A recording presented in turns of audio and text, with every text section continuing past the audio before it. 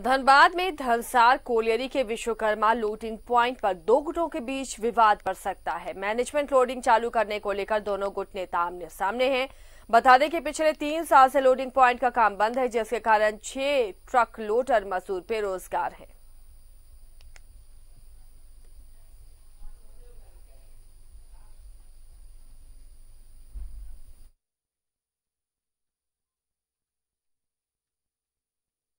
काम बंद होने से कई मजदूर अब बेरोजगार हो गए हैं। पिछले 3 सालों से यहां पर काम बंद है। विश्वकर्मा लोडिंग पॉइंट पर विवाद की आशंका एक बार फिर से गहराती हुई नजर आ रही है। मैनेजमेंट जल्द ही इसे चालू कर सकता है। सहयोगी अरुण बर्नवाल जुड़े हुए हैं इस मामले पर अपडेट के साथ।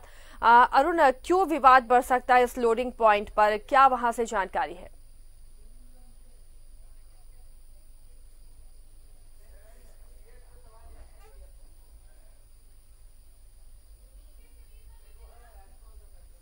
जो पहले से मजदूर हैं वो किसी कीमत पर बाहरी लोगों को घुसने नहीं देते हैं, जबकि दूसरे लोग, जो कुछ लोगों का ये दावा है कि वो स्थानीय है और उनको भी काम मिलना चाहिए, उसी का विवाद का ये परिणाम है। ये विश्वकर्मा प्रोजेक्ट जो पिछले 3 सालों से ट्रक लोडिंग का काम पूरी तरह से बंद है, जिसके कारण सैकड़ों मजदूर कहें तो काम नहीं रहने के कारण भूखमरी के कगार पर पहुंच गए। तो पहले से कुछ मजदूर संगठन है जुड़े हुए हैं जो यहाँ काम करते हैं, पहले उनसे जुड़ेंगे, चूंकि ये जनता मजदूर संघ से हैं और लोग भी हैं, पहले आप ही से जुड़ेंगे।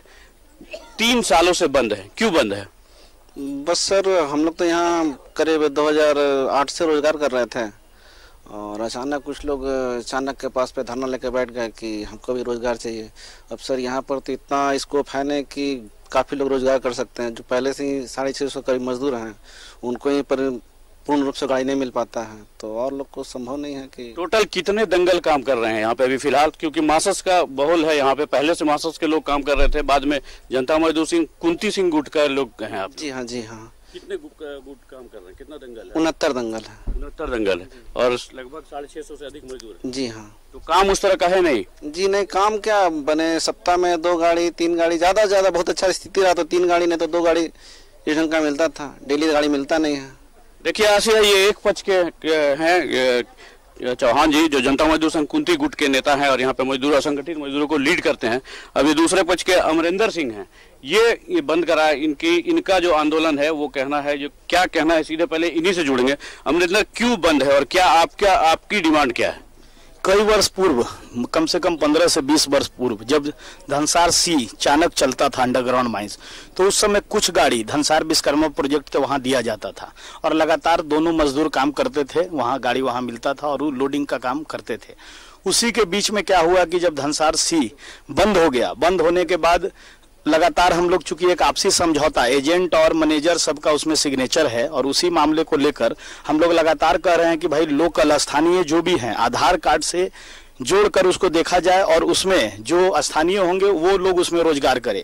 इन लोगों का कहना है कि हमारा जमीन गया, अगर जमीन ठीक है गया तो 38 लोगों को उसमें नौकरी दिया गया और जो भी लोग यहाँ मजदूरी करते हैं उनका आधार कार्ड देख लिया जाए और जो बचे पहले वही लोग काम करे और उसके बाद यहाँ के लोकल लोग उसमें काम करें।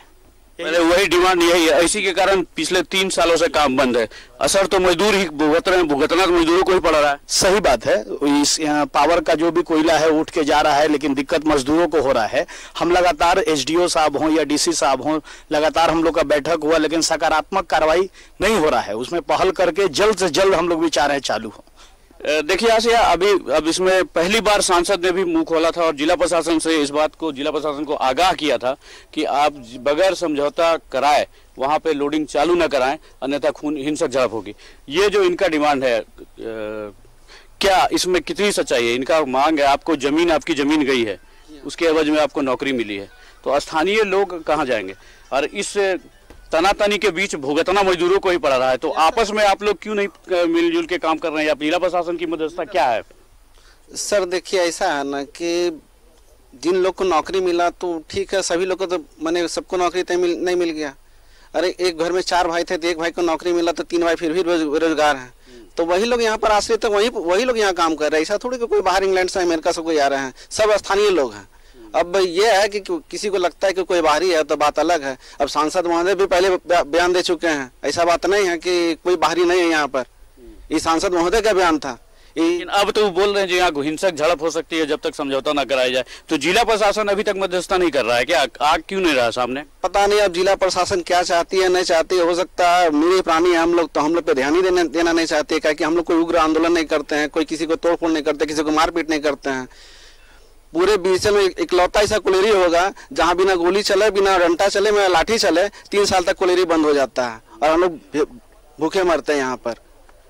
देखिए आसिया, ये है धनबाद का ये जो विवाद है लोडिंग पॉइंटों पे। एक तो रंगदारों का है, जो ट्रक लगेगी तो उस पर रंगदारी लगना है।